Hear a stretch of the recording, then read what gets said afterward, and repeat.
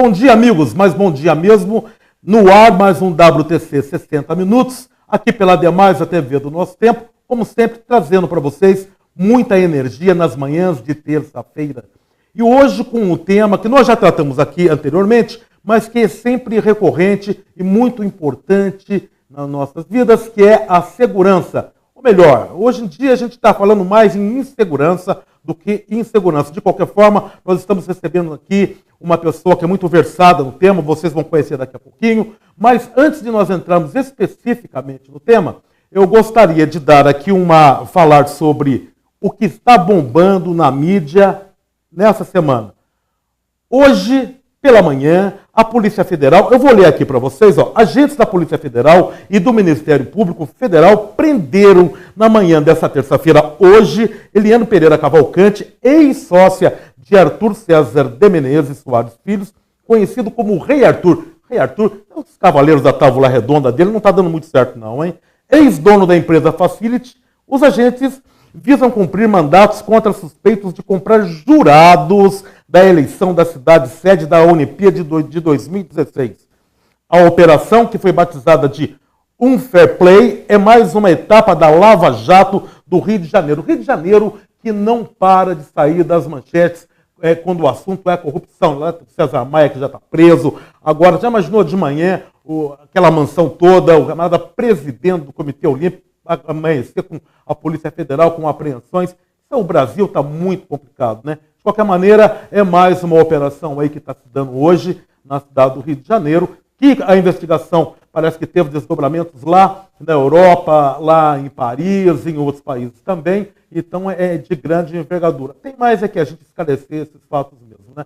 O outro fato muito importante também é aquelas delações premiadas do Joesley e do Wesley, aqueles irmãos lá da JBS.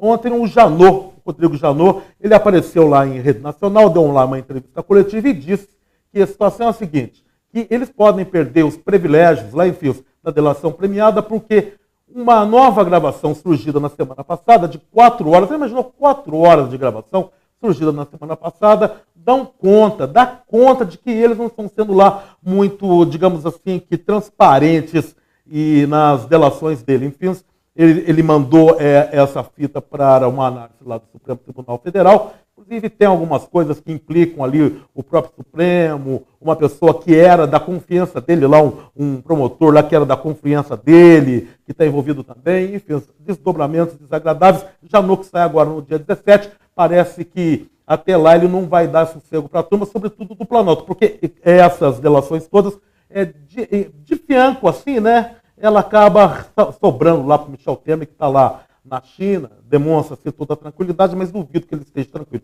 De qualquer maneira, essa é uma situação aí que está recorrente no Brasil. No internacional, nós temos aí a situação lá da Coreia do Sul, Coreia do Norte, Estados Unidos, o mundo inteiro ligado na história, porque a ameaça é de uma bomba atômica e, se isso acontecer, vai ter repercussões em todas as nações do globo. Esperamos que essas coisas fiquem apenas ali nas ameaças, não é verdade? Porque, sinceramente, não estamos aqui para isso, é a miopia dessas lideranças mundiais aí que está levando o mundo para esse caminho aí sem volta, que é o caminho desse confronto atômico. E se falando em segurança, semana passada nós tivemos lá uma criança morta lá com uma bala, 8 anos, Rio de Janeiro novamente, né? 8 anos, uma criança lá com uma bala perdida lá, 8 anos de idade matou a criança. Aqui em São Paulo, final de semana, 10 morreram aqui no Morumbi que se tornou sinônimo aí de um bairro ligado à insegurança, né? Então, essa questão da segurança, ela é muito recorrente, muito importante, porque sem segurança a gente não consegue desenvolver o nosso potencial máximo, né? Se falando em potencial máximo, só para salientar que o World Trade Coaching é a nossa empresa de prestação de serviço de coaching, né, que estamos mudando vida, e ela é a parceira aqui da Demais TV no WTC 60 minutos. Todos os assuntos que nós abordamos o fazemos com uma visão, com uma abordagem pela ótica do coach. Daqui a pouquinho, daqui a uns minutinhos, vocês vão conhecer aqui o nosso convidado e nós vamos entrar no assunto. Não saiam daí, fiquem conosco.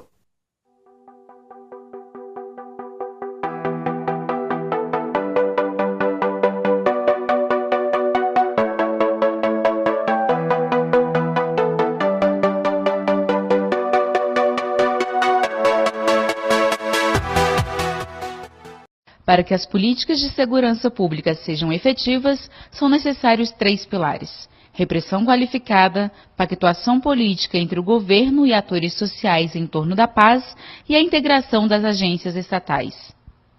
Uma refundação do modelo de polícia para uma repressão qualificada, ou seja, a polícia vai utilizar inteligência, informação para retirar de circulação exatamente aquelas pessoas que eventualmente cometem muitos crimes e que aterrorizam a população. Isso acontece somente com base no uso da inteligência e da informação e nos respeitos aos direitos da cidadania. O segundo pilar é a partir da prevenção social, ou seja, não adianta nada termos uma polícia que funcione, que prenda aquelas pessoas que cometem muitos crimes, porque a produção de criminosos na sociedade continua. Então a gente tem que cessar essa produção. E como cessar isso? É simplesmente com focalização nos territórios mais conflagrados, onde temos aquelas populações mais vulneráveis, e oferecer para aquelas populações, para aquelas crianças e jovens, condições e oportunidades para que elas não sejam um bandido de amanhã.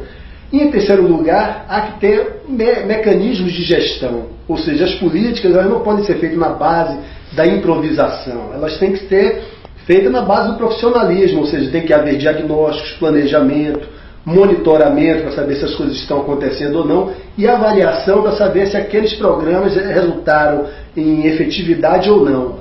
Então, esses 3 pilares são os fundamentais e representam a direção que o governo federal deveria induzir estados e municípios a perseguir. Muito bem, está aí o especialista do IPEA falando sobre segurança. Vamos conversar aqui agora com o nosso convidado, que é o doutor Ubirajara Mangini Cum Pereira. Bom dia, doutor, tudo bom? Bom dia, tudo bom, Barreto? O Cum Pereira é um nome meio difícil aqui, não o doutor Ubirajara. Ele falava para mim lá que, não, doutor, não, vamos tratar ele por o nome mais usual, que é o Bira, não, Bira? Isso aí, todo mundo me conhece por Bira, é bem mais fácil. Bira, você viu agora há pouco aí o nosso especialista aí lá do IPEA falando sobre os pilares, né, que são os paradigmas para você ter uma segurança pública de fato efetiva. Você concorda? É mais ou menos por aí mesmo? Como você analisa hoje a situação da segurança pública aqui em São Paulo, no nosso país? Não, concordo sim com ele. Eu acho que nós temos que atingir vários flancos. A segurança pública, no meu entendimento, tá falida. Nós temos uma polícia despreparada, desqualificada. Nós temos métodos sociais que não estão sendo aplicados. Hoje você vai numa comunidade de uma favela, quem toma conta dessa comunidade é o traficante. Então o jovem dessa favela, ele na realidade começa a ganhar dinheiro sendo aviãozinho para o traficante, porque ele não tem escola, ele não tem uma possibilidade de futuro, né? Então ele acaba se envolvendo com o tráfico. E o terceiro realmente é essa bagunça entre os 3 poderes que nós estamos tendo, onde cada poder está querendo ser um pouco maior do que o outro. Os poderes não estão equalizados, vamos colocar assim, uma briga entre o judiciário e o legislativo. Então fica uma situação bem caótica, bem falida. Pois é, né? Alguns programas atrás nós tivemos aqui um pessoal falando sobre segurança, porque nós já abordamos aqui vários temas, a educação, a saúde, sempre pela essa ótica do coach, porque entendemos que para você ter um processo de saúde mental e de obtenção de resultados, de aceleração de resultados, todos esses mecanismos sociais têm que se comporem para dar ao cidadão condições para que ele, pelo menos, ele tenha um trânsito dentro do processo social que faculte a ele chegar naqueles espaços, dos objetivos que ele quer alcançar, que ele quer alcançar, que é o que o coach propõe. Então, dentro dessa ótica, nós tivemos aqui uma discussão no passado sobre segurança, trouxemos aqui um especialista da PUC, um professor, trouxemos um representante aqui dos direitos humanos e trouxemos também um representante da GCM. Falamos muito sobre o direito constitucional do cidadão à segurança e sobretudo o especialista lá, que ele é professor de segurança pública lá na PUC, ele nos colocava que a grande questão é que os nossos paradigmas de segurança eles estão defasados. Ou seja, A segurança pública necessariamente passa pelos bancos da academia e pelo crivo do cidadão, pela participação do cidadão na construção da segurança da sociedade. O que nós teríamos hoje seríamos uma manutenção da ordem pública, o que se difere um pouco da segurança pública. Tem também essa análise? Sim, na realidade, o que eu entendo? Hoje nós estamos reprimindo o crime. Então a polícia está na rua para poder reprimir o crime que já aconteceu. Não existe essa prevenção.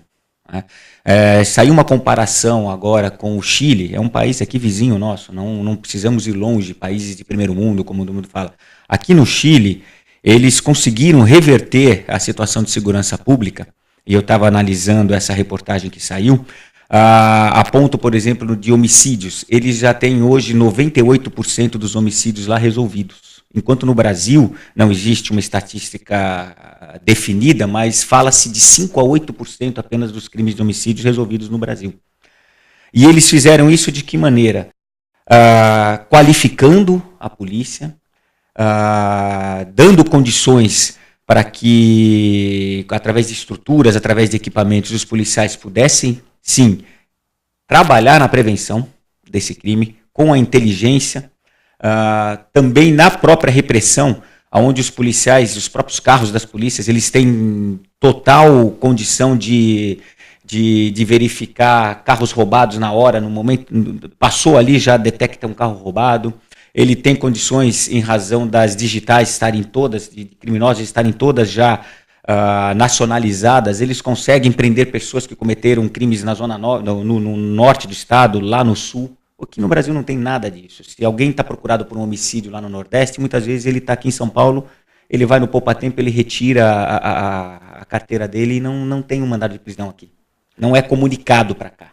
Ao que se deve? Será que falta uma integração das inteligências? O que estaria faltando? Esses paradigmas que o professor que esteve aqui conosco, ele nos apontava como eles sendo defasados, eu penso também que encontra respaldo na nossa legislação, não? Você que é um advogado criminalista, uma pessoa que, só para vocês terem uma ideia, o nosso amigo Bira aqui, ele trabalhou num dos casos importantes, ele foi parte da acusação, que foi o caso do Gil Rugai, ele estava me contando agora há pouco, e participou de outros, nas equipes multidisciplinares de outros crimes, como foi o caso aí do Maníaco do Parque. Ele me contava o perfil dessas pessoas. Há pouco comentava com o doutor, nós tivemos um problema aqui em São Paulo, que foi aquele cidadão aquele meliante, né? Não sei como me referir a ele, talvez uma pessoa certamente com distúrbios mentais, que foi lá e teve um ato de obscenidade lá com uma passageira de um ônibus. Ele foi detido e solto porque não havia amparo legal para o deter. A contínua, ele novamente incorreu num crime, só que dessa vez ele foi um pouco mais violento e acabou que aí sim puderam prender ele. Talvez, doutor, que essa questão desses paradigmas também não seria assim um conjunto, ou seja, a questão que você está colocando, Biras, da inteligência, e mais a ressonância disso no nosso próprio sistema jurídico. Como é que você vê isso? Não, existe. Na realidade, tem muitas pessoas que dizem, inclusive, que as penas aqui no Brasil devem ser mais duras, mais longas. Tem pessoas que decidem, inclusive, aqui a pena de morte no Brasil. Mas, assim, eu acho que nós já temos leis demais. Basta cumprir. Vamos colocar dessa situação. A modificação, o nosso código é de 1940. Então, há necessidade, sim, de que você atualize hoje. Os crimes de 1940 não são os mesmos de hoje. Você pode, sim, endurecer um pouco a lei, mas eu acho que o ideal não seria endurecer a lei, não seria modificar tanto a lei, seria o efetivo cumprimento dessa lei. É isso que não ocorre. Uma pessoa condenada hoje a 8 anos, ela vai para um sistema carcerário completamente falido. Então, não adianta ele ficar condenado a 40 anos, que ele vai para o mesmo sistema carcerário falido. Se fosse assim nos Estados Unidos, que existe prisão perpétua, não haveria mais crime. Os estados que existem pena de morte, não haveria mais crime, e sempre há. Então não é a pena mais forte, não é a pena mais grave, né, vamos colocar assim, penosa para o meliante, que vai fazer com que ele deixe de cometer o crime. Mas sim ele saber que se ele for preso, ele vai ter que cumprir essa pena, talvez na sua integralidade, e ele vai deixar de estar no sistema penitenciário lá, onde hoje eles passam um dia inteiro aprendendo a como cometer novos crimes, aprendendo a como burlar dentro do sistema de segurança penitenciário, usar celular, entrar droga, comandar, como o PCC comanda hoje a maioria dos presídios aqui no Brasil. Ele vai deixar de fazer isso de que uma maneira? Trabalhando, estudando, cumprindo horário, acordando no horário certo, produzindo para a sociedade. Inclusive, uma das nossas intenções e no nosso projeto é que ele pague com o trabalho dele a vítima que ele possa, porventura, ter ou matado, ou assaltado, ou roubado. Né? Aí eu acho que os direitos humanos funcionariam para os dois lados. Nós temos visto pegando o gancho aqui do Bira, nós temos visto, sobretudo nas redes sociais, muitas críticas aos direitos humanos. Eu acho que isso vai na contramão, talvez as pessoas não sejam muito cientes do que os direitos humanos, e essa questão das penas que o doutor aqui está colocando, ele vai falar um pouquinho mais sobre isso para nós daqui a pouquinho.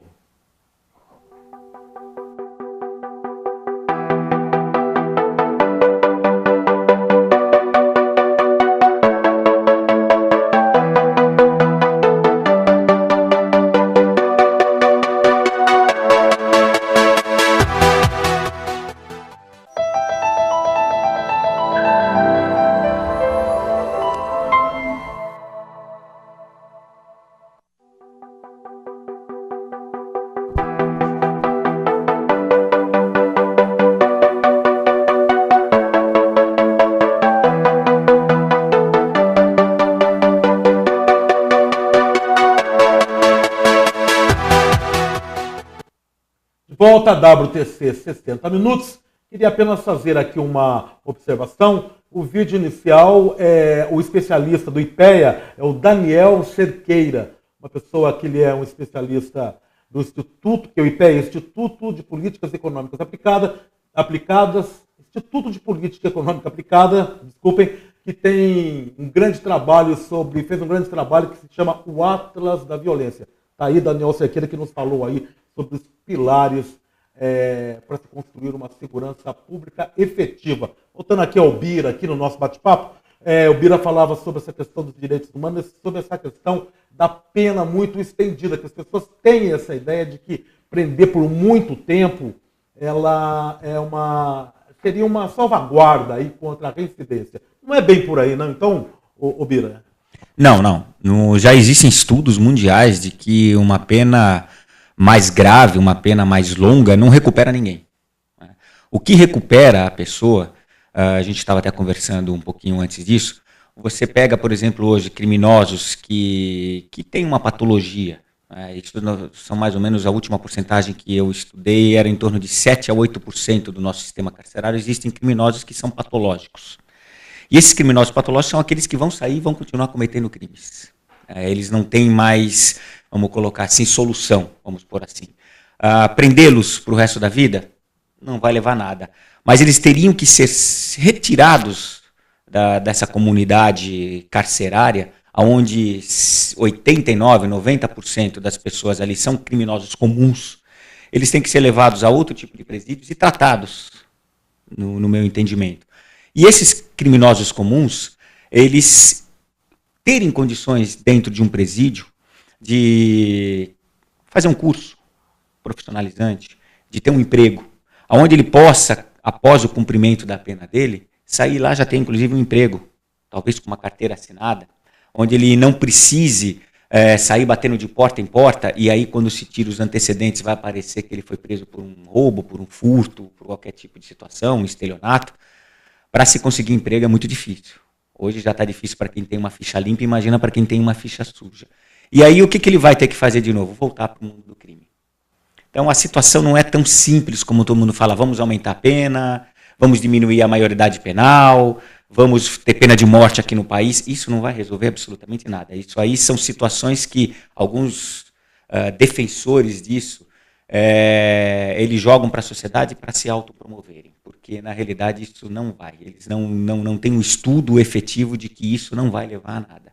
Você diria para mim que a prisão perpétua ela é inviável? Porque, veja bem, nós temos aí essas pessoas, como você falou, que, inclusive, eu tenho um grande amigo meu que ele é totalmente a favor da pena de morte. Eu, particularmente, não sou, porque eu acho que isso é uma prerrogativa do Criador. Mas, enfim, as pessoas que defendem, esse meu amigo, ele defende a pena de morte, porque, como ele entende? Perguntando para ele, mas por quê? No entendimento dele, e assim como de várias pessoas, o que ele entende? Ele entende que não é em si a execução do condenado, mas todo o processo que acaba redundando nessa execução, que exemplifica e ele desestimularia o crime.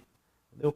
Por um outro lado, nós temos aí o meio termo disso, que seria a prisão perpétua. Nenhum nem outro, então, teria muito amparo do ponto de vista dos estudos, na recuperação ou na diminuição da criminalidade. Não, eu não vejo dessa forma, porque se fosse assim como foi dito, nos Estados Unidos existem estados que têm pena de morte, existem estados que é prisão perpétua, e a criminalidade lá não diminui. O criminoso ele não tem medo de morrer, eu coloco dessa situação. O medo de morrer dele, se ele tivesse, ele não iria, com uma arma na mão, enfrentar uma polícia. Como aconteceu agora essa semana, 10 criminosos mortos. Então ele já vai estar preparado para tudo.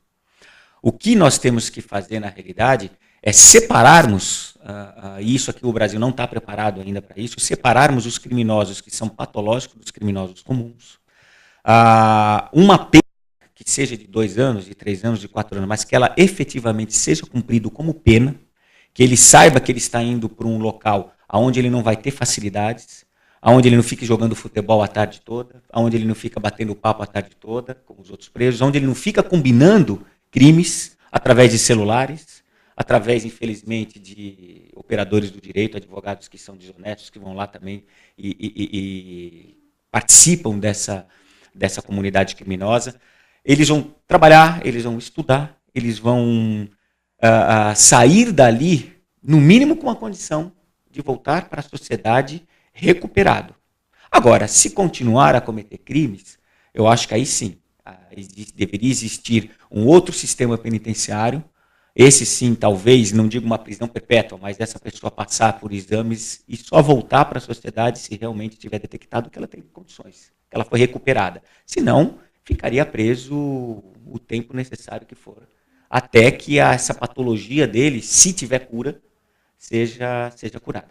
No caso, por exemplo, aí do caso da Liana, aquele que assassinou o Champinha, né, que tiveram que encontrar um adendo dentro da lei e construir um espaço para que ele ficasse, porque ele era realmente uma pessoa que, sem condição, em sociedade ele iria incorrer, ele iria novamente totalmente predador, né? Ele não tem como conviver em sociedade. Não tem, existem vários casos, existe o caso do Chuck, que inclusive o apelido dele é um boneco assassino a partir dos 14 anos, hoje ele já deve ter uma média aí de 22 homicídios nas costas dele, um rapaz de 17 anos. Então existem justamente esses criminosos que são patológicos. Esses criminosos que, se voltarem para a sociedade, eles vão continuar a cometer crimes. Isso é um risco para a sociedade. Então eles têm que ser retirados desse sistema carcerário comum, onde existem presos comuns, colocado, não adianta também jogar ele num hospital ou num presídio psiquiátrico, se não tiver lá alguém que possa tentar recuperá-lo, se existir essa recuperação através de tratamentos psicológicos, psiquiátricos, porque também jogar um cidadão desse, ou um meliante desse, como você falou, e ficar aplicando injeção de calmante dele todos os dias, sem tratá-lo, eu acho que isso é desumano. Eu acho que isso não é, como você bem disse, não é do nosso Criador. E se alguém tem o direito, já falando da pena de morte, de tirar a vida de alguém, não somos nós. Eu também sou do teu que a única pessoa que tem direito de tirar a vida nós é o nosso Criador, é a Deus. Ele que nos deu a vida, isso está nas mãos dele. O Bira me falava aqui, você me dizia aqui, antes de nós entrarmos aqui no programa, sobre esses casos que você trabalhou, né? Você trabalhou bem diretamente com o Gil Rugai, você teve acesso ao trabalho que foi feito com o Maníaco do Parque. Deixa eu te fazer uma pergunta aqui. Nós estamos vendo, não querendo estabelecer um paralelo muito direto, mas já estabelecendo, nós temos aqui essa situação toda no Brasil, dessa corrupção que parece que faz parte da personalidade aqui dos nossos administradores, a coisa está desse lado. Nós temos esses doentes mentais, aí, essas patologias do crime. A corrupção, ela é uma patologia na sua concepção? Não, eu não acho que é uma patologia, não. Eu acho que a corrupção ela está impregnada no brasileiro. A gente estava conversando justamente sobre isso. O brasileiro critica os políticos corruptos, critica essas coisas, mas o próprio brasileiro ele tem uma patologia corrupta já. Ele tem dentro dele, fui pego numa polícia rodoviária federal, vou dar uma caixinha para não ter meu carro apreendido, vou parar um minutinho na vaga de deficiente, não, só vou lá tirar um dinheirinho do caixa eletrônico. Então o brasileiro ele tem um costume de fazer várias coisas erradas, sempre por seu benefício. Então eu acho que isso já está enraizado no nosso país, não é uma patologia. Eu acho que se a gente não mudar nas escolas, a OAB uma vez ela fez um convênio com o Estado de São Paulo que era a OAB vai à escola. E a intenção era da OAB colocar já desde pequeno, na nossa época, que nós somos um pouco mais antigos, né, 53, nós tínhamos educação moral e cívica. Nem tanto assim, viu? Nem tanto dessa forma. Né? Não, mas na nossa época tinha educação moral e cívica, onde tratava muito sobre o que é a ética. Né? E hoje você pega crianças aí de 6, 7, 8 anos, eu tenho uma filha de 11 anos, tenho um filho de 14, não se estuda mais ética. Não. Então a criança, ela não sabe o que é a ética, ela não sabe que a ética o seu direito vai até onde começa o direito do próximo. Então, se não tiver uma mudança social, educacional, o nosso país não vai mudar. Eu diria que nossos paradigmas todos, parafraseando aqui o nosso eminente professor que esteve aqui, se não tiver uma mudança paradigmática aí nos nossos processos educacionais, nos nossos processos aí que regem a nossa segurança e na saúde também, muito embora eu admita que nós temos grandes avanços, inclusive frente a países aí, mais desenvolvidos na área da saúde, nós temos avanço. O SUS é um avanço, só que da forma como ele é gerenciado, e da forma como é gerenciado tudo, tem essa questão aí desse jeitinho brasileiro que acaba distorcendo e, no fim das contas, uma coisa que é pequena, ela acaba se tornando nesses bilhões e milhões que nós vemos escoados aí, por conta exatamente desse viés, dessa distorção na nossa cultura quando a situação é ética, não? Com certeza. Nós não temos, infelizmente o Brasil não é um país ético. E é um país onde a sociedade brasileira ela é muito humana. Quando existem catástrofes no mundo todo, o brasileiro se coloca na disposição de ajudar. Então o brasileiro ele é muito humano, só que infelizmente ele não aprende a ser ético. Né? Ele aprende, naquela época daquela propaganda do Gerson, levar vantagem em tudo. Esse é o perfil do brasileiro. Teve um amigo meu que foi para a Alemanha agora, trabalhando numa empresa, e ele deu um exemplo de ética muito forte. Primeira semana que ele foi para a fábrica trabalhar, ele ia com um alemão.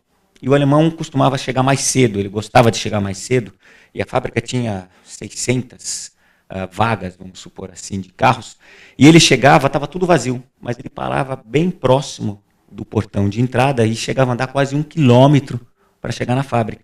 E foi assim durante a semana toda, até que ele chegou e foi perguntar, você chegou cedo, acordamos cedo, por que a gente não para lá na frente, né? É um direito seu. Ele falou, não, porque eu cheguei cedo. Agora, aquela pessoa que vai chegar atrasada, ela não vai ter tempo de andar esse 1 quilômetro que eu andei hoje. Por isso que eu deixo a vaga mais próxima para ela. Quer dizer, ele pensa no próximo. E por isso que nós temos a Alemanha um país de primeiro mundo. Né? Veja só, uma postulação da neurolinguística, os pilares aí do coach que nós trabalhamos, ela diz que nós somos 95%, eu já falei isso várias vezes aqui, 95% subconsciência e 5% de consciência, até porque nossa mente não daria conta de processar tantas informações desde a hora que nós viemos ao mundo e sem com que ela generalizasse, que ela eliminasse, e quando ela faz esse processo à mente, ela também distorce. Então, esse panorama, esse cenário que nós criamos, ele fica aí no nosso território, repercute no nosso mapa de crenças, constrói valores, e ele fica lá nesses 95%, 5% de consciência é aquilo que nós conseguimos subtrair, né, ou melhor, tirar de tudo que nós aprendemos. Né? Nesse processo aí, eu acredito que uma história dessa que você contou, você veja que é uma cultura que isso é uma coisa que já está na pessoa. Né? Ele ter essa consciência que no fim das contas está lá dentro, nesse processo todo, nesse subconsciente, porque o subconsciente manda muito, ele determina muitas ações que nós o fazemos às vezes na nossa consciência. Achamos que estamos tendo o controle, mas nós, na verdade, estamos sendo direcionados por um processo mental, estudos mostram isso. Então, eu acho que, veja, a cultura, como você bem falou, a cultura, toda uma situação que leva a uma ação, que leva a uma situação de consciência, a um comportamento dessa maneira, não? Sem dúvida. Nós temos exemplo aqui na Copa do Mundo, os japoneses terminando o jogo, eles limpando o estádio. Né? Foi um exemplo de cidadania que eles nos deram dentro do nosso país. Né? Essa cultura, ela não vem só, todo mundo vai falar, é a classe pobre que, por exemplo, joga lixo na rua. Não, quantas vezes você está andando num carro, você vê alguém de uma Mercedes abrir o vidro e jogar um copo na rua. Quer dizer, a cultura nossa não é apenas para as pessoas que supostamente não teriam culturas, que seriam aquelas pessoas que não têm condições de ter um estudo melhor. Né? Ela vai a níveis de altos intelectuais. Então, difícil. Enquanto eu acho que nós não atingirmos a excelência no estudo, eu acho que o essencial, a saúde é importante, extremamente importante, porque uma pessoa sadia, ela também não tem condições de se prosseguir. Uma pessoa mal alimentada também tem dificuldades. Mas eu acho que tudo se modifica com o estudo. Se nós não dermos, como há muito tempo atrás, os colégios estaduais e os colégios municipais eram os melhores colégios, eram difíceis de se conseguir vagas. Quantos juízes, quantos advogados, médicos não foram formados por colégios, escolas públicas? E hoje a escola pública não forma mais ninguém. Enquanto não aplicarmos, eu acho, na educação, e aí vem os políticos, que não têm interesse nenhum, no meu entendimento, de aplicar na educação, porque é um país culto, é um país que não vai votar e não vai aceitar o que eles fazem hoje, então para eles é melhor ter um país onde ninguém é culto e oferecer bolsa às famílias, oferecer vantagens para que a pessoa vote nele. Essa é a intenção do nosso político. Enquanto a gente não mudar isso, e tomara a Deus que com essa lava-jato agora, eu vejo meu filho comentando bastante, tomara que mude um pouquinho a cabeça, pelo menos desses jovens que têm acesso a essa cultura, para que esses jovens possam mudar o mundo. Né? Eu acredito que isso possa ser uma luz no fim do túnel. Veja, isso é muito interessante, né? A inteligência cognitiva que se força muito, mas se esquecem do principal, que é a inteligência emocional, né? Que é a ética, que é saber transitar no meio social, sobretudo no momento que nós estamos aí com uma sociedade super inchada, com problemas aí de dar respostas à sobrevivência dos seus cidadãos. Então, nós vamos continuar esse bate-papo, daqui a pouquinho, voltamos já.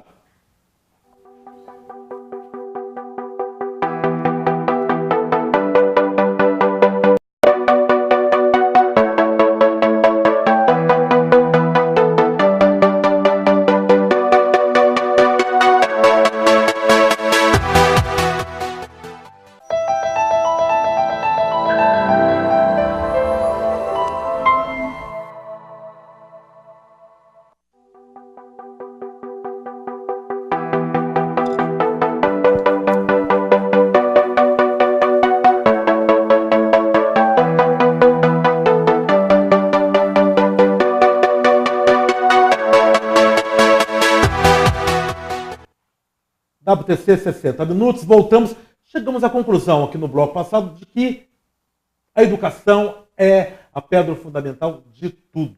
Vou dar uma pergunta aqui para o Bira. Bira, você acha que nós estamos vivendo, o Brasil está começando a ser implantado no Brasil uma sociedade judicializada? Com essas questões aí da Lava Jato e tudo mais? Eu acho que não começou a ser implantado, acho que já estamos numa sociedade judicializada. Porque hoje você jogou para esse poder, que é o judiciário, decisões políticas, sociais, econômicas, enquanto os outros poderes que deveriam decidir isso. O exemplo, não é só na parte da corrupção, o procedimento da Dilma, do afastamento da Dilma, em vez de ser tratado onde ele deveria ser tratado, ele acabou sendo tratado pelo Supremo. Entendeu? Você pega exemplos de casamentos de homossexuais. Quem decidiu e criou a lei foi o judiciário. Não foi o órgão competente. Não foi o poder competente. E assim por diante vai. Já existe assim a judicialização da nossa sociedade. Nós vivemos no mundo judicializado. E o que isso traz para a gente, na realidade? Um judiciário que já era meio falido, super inflacionado agora de processos. Eu li hoje no Estadão de que 78,9 milhões de processos estão sem resultados aqui no Brasil. 78 milhões de processos que estão correndo no Brasil. Então, se você deixar com que essa judicialização se torne cada vez mais forte, não sei onde nós vamos parar. Não sei onde nós vamos parar. Mas, pressupostamente, como você vê, isso não seria um processo de passar a limpo também toda essa situação administrativo, esses comportamentos políticos inadequados, apesar de que realmente 78 milhões foi, né, de processos em andamento, andamentos ou parados? Estão em andamento? Andamentos e parados, sem resolução. Sem resolução. Né? Eu acho que não, eu acho que o judiciário ele é importante, ele tem que ser um sistema forte. Mas os três sistemas nossos, os três poderes nossos têm que ser fortes, não é só o judiciário. Eu acho que o judiciário está prestando para a sociedade hoje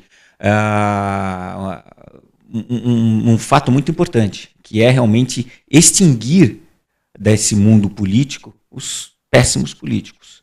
Se realmente a Lava Jato levar à prisão todas as pessoas envolvidas, e não algumas coisas só, eu acho que hoje o Janot foi a notícia que você até deu logo no início.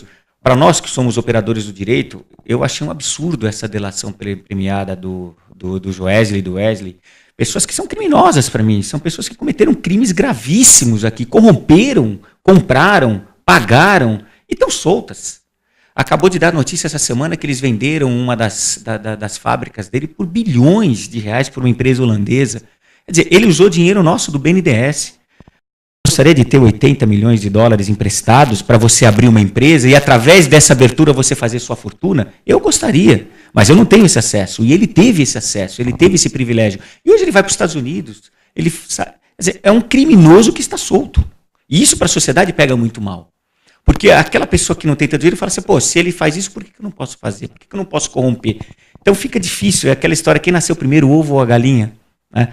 Eu acho que o Janot foi muito importante em rever essa delação e sim, condenar esses dois cidadãos que eles estão prestando algo bom para a sociedade, estão trazendo, mas você pode ver, as delações só estão descobrindo coisas novas porque a Polícia Federal conseguiu apreender os computadores dele e recuperou várias gravações que eles tinham escondido. Quer dizer, a própria delação deles já é um crime, porque eles puseram o que eles quiseram. Né? Eles deixaram pessoas como o outro procurador, pessoas do STJ, de fora. Fico pensando que eles devem acreditar, o dinheiro compra tudo e a impunidade campeia solta no Brasil e apostaram nisso, né? Espero realmente que, desde o início dessa história desses irmãos, eu achei realmente um absurdo, como você colocou, porque pessoas que foram imputadas a ele crimes e comprovadamente tão graves, tá com o trânsito que eles estão tendo, parece que eles estão mandando na situação. Eles vão para os Estados Unidos, ficam lá, mansões, volta para cá, iates de luxo, e tudo bem, nós fazemos. O exemplo que isso dá, a percepção junto ao público de impunidade, eu acho que é flagrante, não? Não, eu acho assim, eles querem realmente prestar um serviço para a sociedade, então que prestem o serviço, entreguem todo mundo, eles devem ter provas com eles, concretas de depósito em conta dos políticos, eles agora não fazer o que eles querem, né? Eles estão decidindo quem eles vão delatar, eles estão decidindo como é que eles vão delatar, em troca de viver uma vida de riqueza. Então, eu acho que essa delação, ela tem que ser aproveitada, porque ali está a escórdia da nossa política, deve estar comprovada através de vários depósitos bancários. E essas gravações, essas 4 horas novas, gravações que eles esconderam, né, eu acho que vem coisa muito brava para cima disso. E se nós realmente, o judiciário for forte, aplicar a pena e os políticos irem para a cadeia, seja quem for, seja Lula, seja Temer, seja Serra, esquece partido, seja quem for preso e cumprir, eu acho que os nossos jovens, a partir daí, que queiram entrar para a política, vão pensar 2 vezes antes de, vou entrar porque ela vai ser um caminho de riqueza. Eles vão entrar porque eles têm intenção em mudar um país.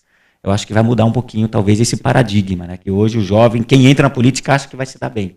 Não é assim. Vamos torcer para que essa Lava Jato vá para frente e que a pena seja aplicada, que é o que eu falo. Não adianta ter uma pena de 30 anos se ela não é aplicada. Acho que, acima de tudo, é uma questão de justiça, não?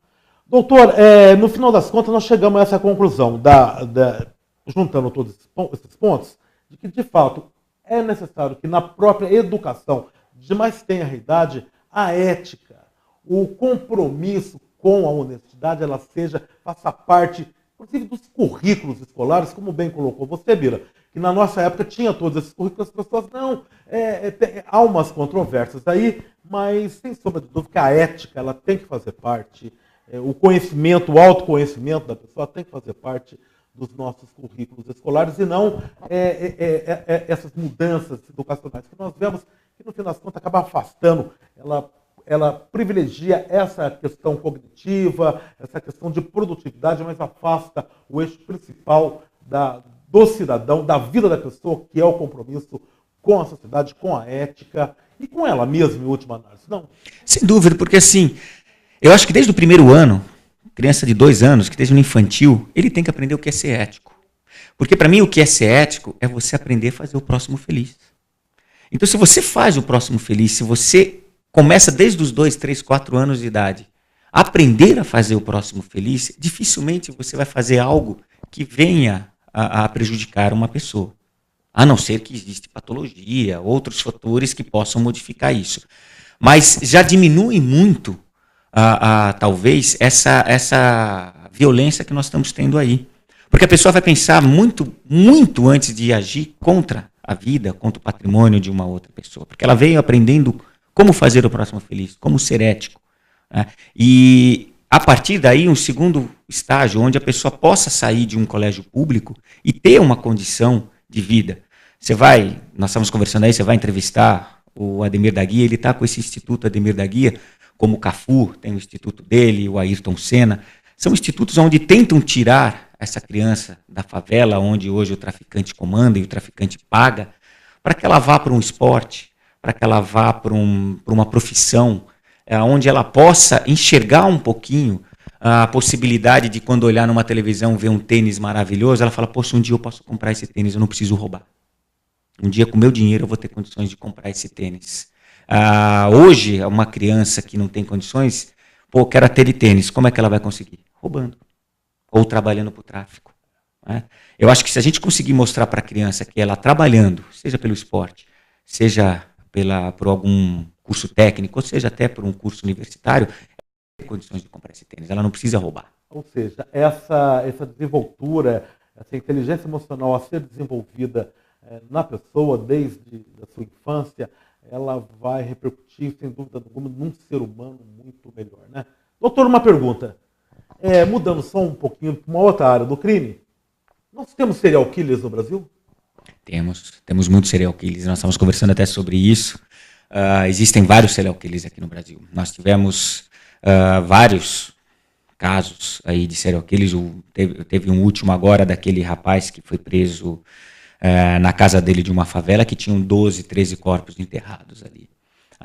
Então que é muito difícil. O serial killer era uma pessoa muito difícil de ser presa, muito difícil de ser localizada, porque ela brinca, inclusive, com a polícia. Ela comete o crime e ela fica desafiando a polícia, porque ela quer ver o nome dela nos jornais, nome não, né? Mas o crime dela nos jornais. Isso traz prazer para ela, isso traz alegria para ela. Então é muito complicado.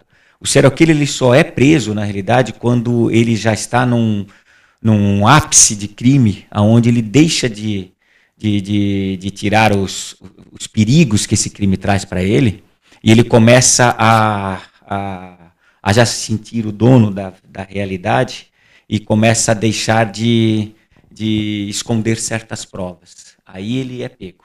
Mas nós temos muitos serial killers aqui no Brasil, sim. Um crime que você trabalhou, Bira, que é o crime lá do Gil Rugai, foi aquele do pai dele era empresário, não foi? Que ele, Isso, o pai dele era empresário. Ele matou a madrasta e o pai. Né? Eu não sei porquê, ele cometeu 2 crimes, evidentemente, mas a cobertura da mídia, a gente vê, um serial killer é pessoa que tem vários assassinatos no currículo, se você não deter ela continua matando, vai numa escalada de violência.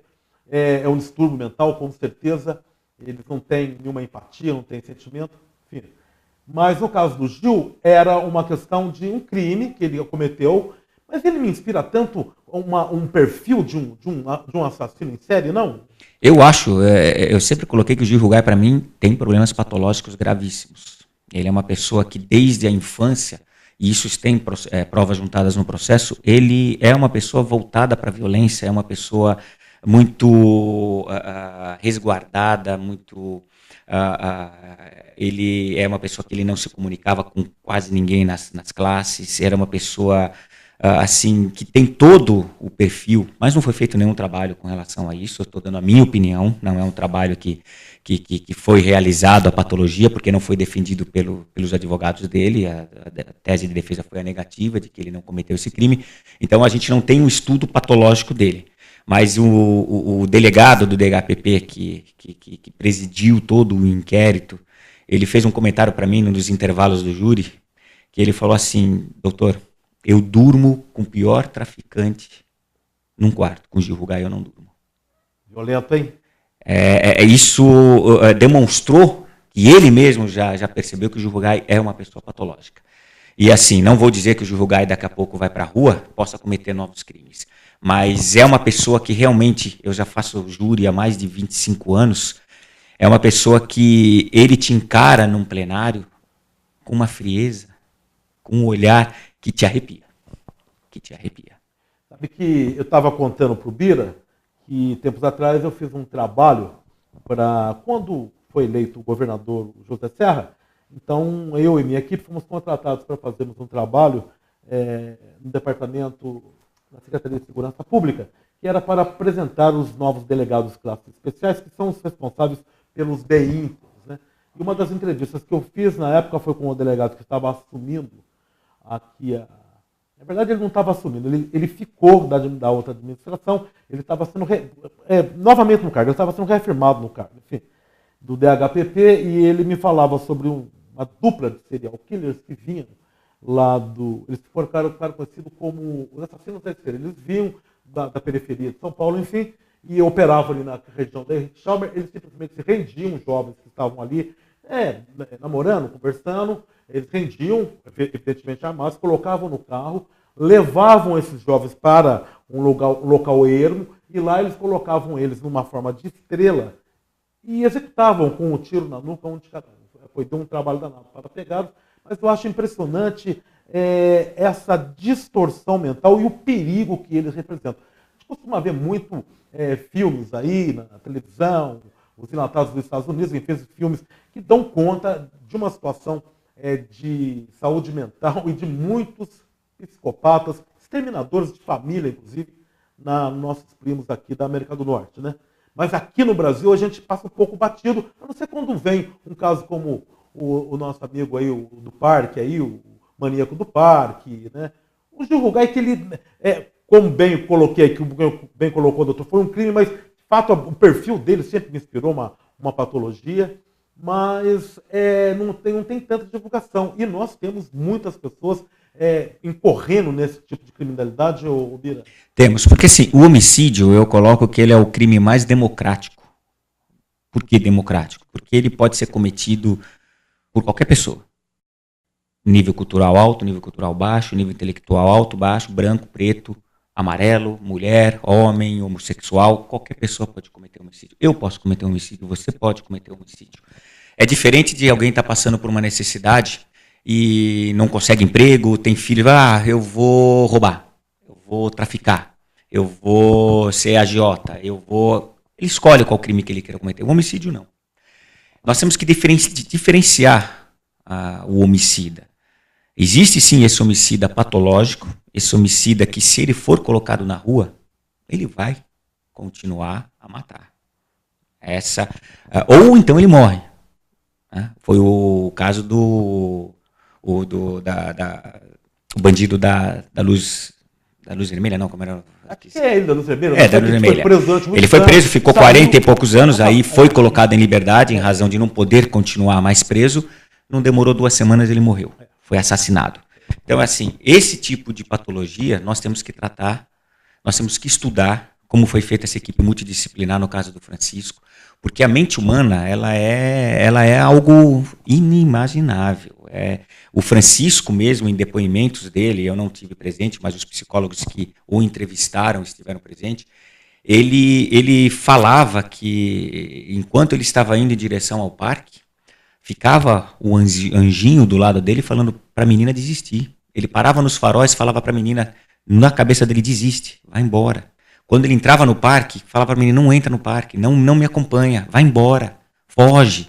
Mas a partir de um determinado momento que já entrava na mata, aí o segundo perfil psicológico dele tomava conta, e aí ele se tornava, vamos colocar, o demônio mesmo, maltratando, torturando, chegando à última vítima, ele já está no canibalismo, já estava comendo partes da vítima. Quer dizer, se não prendessem ele, ele seria extremamente mais violento, cada vez mais, porque ele iria aumentando o seu perfil. Não tem como recuperar. Ele não tem como voltar à sociedade nunca. Não tem. Esse tipo de pessoa é muito difícil, por isso que deveria existir presídios especiais, inclusive que sirva ele de estudos para se verificar se pode detectar isso desde o início, numa infância, e de ser tratado.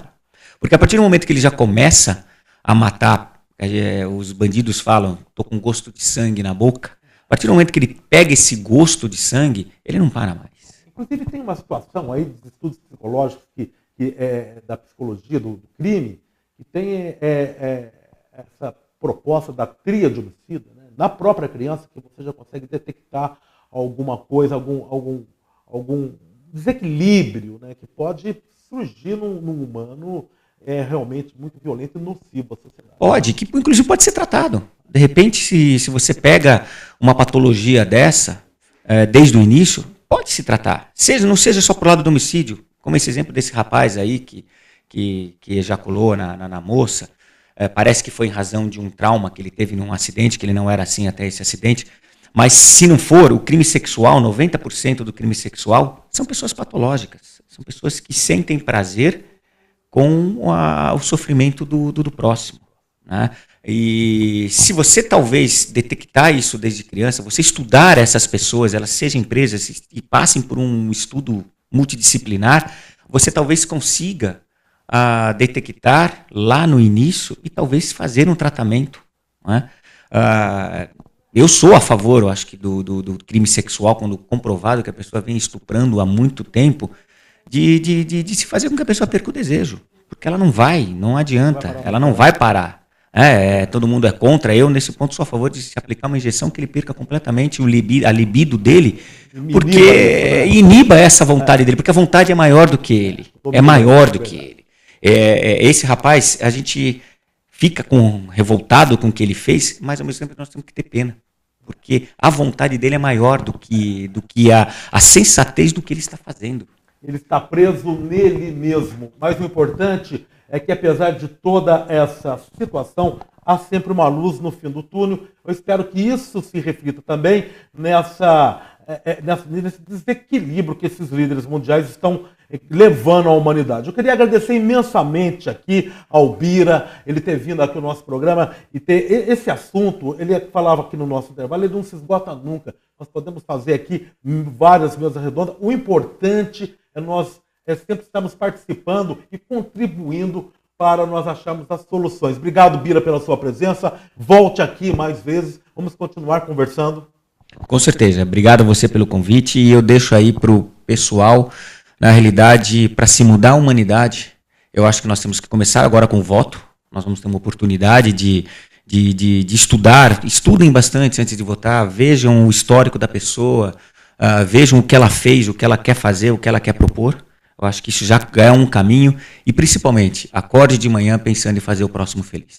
Deixa aí para os nossos internautas aí o seu e-mail, caso alguém queira entrar em contato com você, seu escritório, Bila. Com certeza. O meu telefone do escritório é 2893-3033. O e-mail é bira.mangini@mangineadvogados.com.br. Quem quiser mais informações ou contribuir, inclusive, para os nossos estudos, fique à vontade de me mandar e-mail. Aí, nossa Bira, trazendo para nós um pouco de luz sobre essa questão da segurança e da criminalidade. Quero agradecer a você, internauta, que ficou conosco nessa hora e desejar a vocês todos uma semana com muita energia, uma semana muito cheia de realizações e coisas boas. Voltamos na próxima terça. Fiquem na paz. Valeu!